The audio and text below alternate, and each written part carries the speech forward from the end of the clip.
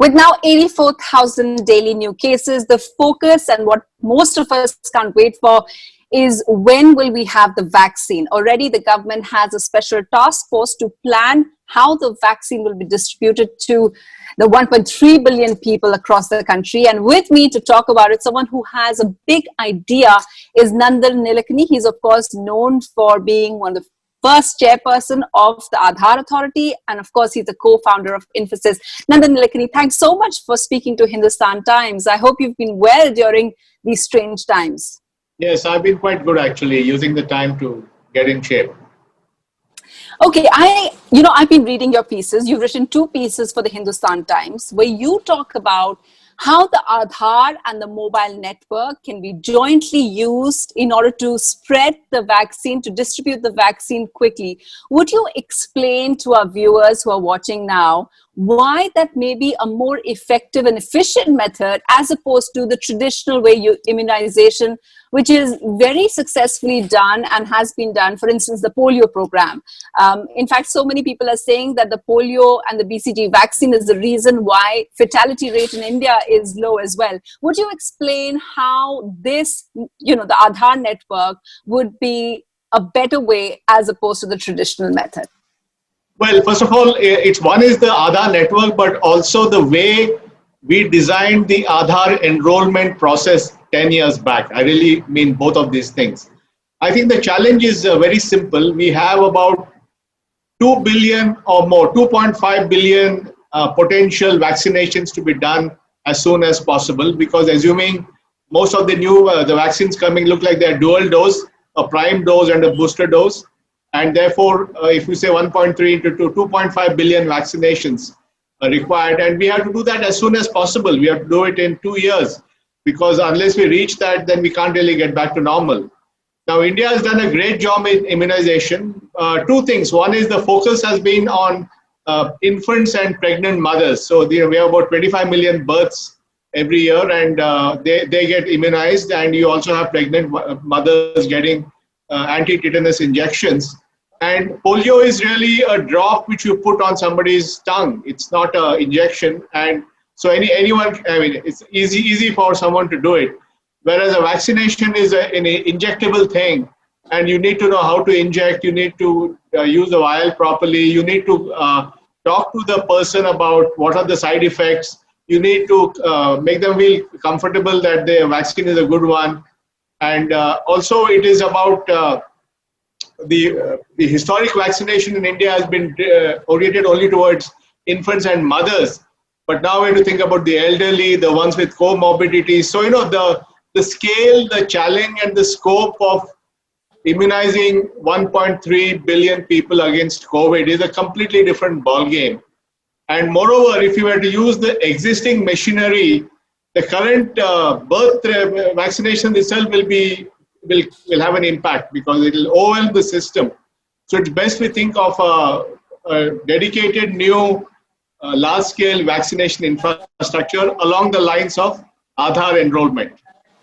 But you are aware, I could see in your piece as well, that you are aware that immediately questions about privacy will be raised, which has been one of the kind of key factors, key things that dominates every time you bring up Aadhaar. People get very wary about privacy, and privacy has been a kind of concern even otherwise about when we talk about the Arogya Setu app. So how would you balance it? No, I think obviously the design will have to be privacy by design, and the minimal information must be collected. You don't have to use Aadhaar, by the way. You can use any digital authenticable ID. You could use a mobile phone too. So, and the vaccine itself is a voluntary activity. You can choose not to get vaccinated. So that's it's your decision if you don't want to get vaccinated. So I think all that is not an issue. I mean, look, during the pandemic, 400 million transactions happened on the Aadhaar-enabled payment system. And 150 million people withdrew money from the bank accounts in some remote village or the other in the month of April, May and June. Now, that is the real power of all these things. How do we do at scale? How do we activate? How do we make sure 1 billion people get access? How do we give them a digital certificate so that they can show it and say they've been vaccinated? How do we make sure that if it's a dual dose, Everyone who has their first dose is told to come back for the second dose. There are lots of issues. Some of these vaccines will have limited immunity. They may be only for 4 months or 6 months. Then you need to send a reminder to them to get the second vaccination. So all this requires systems. It can't be done in the old way. So how do you propose it? What's the plan according to you? I propose that there should be, like we had multiple enrolling agencies in Aadhaar, we have multiple authorized vaccinators in the COVID vaccine. These could be government hospitals, private hospitals, diagnostic chains, pharmacy chains. It doesn't matter, but you create basically a number of partners who can vaccinate. They will be called authorized vaccinators, and they will set up vaccination stations based on a design. We can give multiple designs: how to design a vaccination station, how to make it a mobile unit, how to put it in a van and take it around. There are many, many options on that. And there will also be a training system to train people to vaccinate, because we'll need 200, 300,000 people who are trained on vaccination. I mean, we have them in the system, but we may need new people, plus we need to train them specifically on COVID vaccination. So there's a huge training element. And then these authorized vaccinators would set up 100 to 200,000 stations across the country, and they would have an app. So when you go in to vaccinate, you would give your ID. It may not be Aadhaar, you can give your phone number also. You get authenticated, you get vaccinated, and that information is sent to a system which sends you a certificate saying that Sunetra has been vaccinated with Oxford vaccine at 3 p.m. on whatever date. And it'll also say that the expiry date of this vaccine is 6 months if it is a limited immunity vaccine. And thus we'll be able to get to 5-10 million vaccinations a day, which is what you need to do if you want to get, otherwise this thing is going to drag on for years. I don't think we want to live like this for years, do we?